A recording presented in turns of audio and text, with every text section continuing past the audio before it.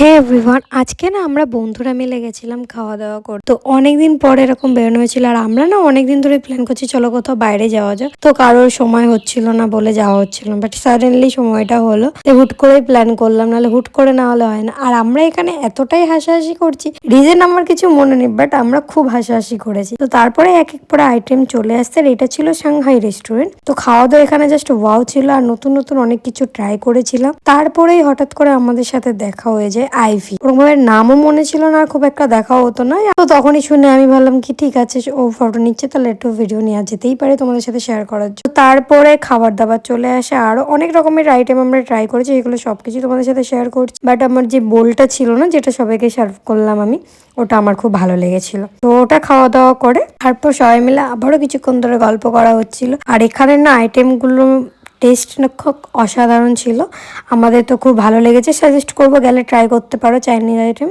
দারুণ ছিল। তো তারপরে আমরা অনেকক্ষণ ধরে গল্প করে আড্ডা করে খাওয়া দাওয়া কমপ্লিট করে ওখান থেকে বেরিয়ে যাই। আজকের মতো এতটাই। আমাদের ভিডিও ভালো লাগলে ওয়েট করছো কেন, চ্যানেলটা সাথেই সাবস্ক্রাইব করে দাও।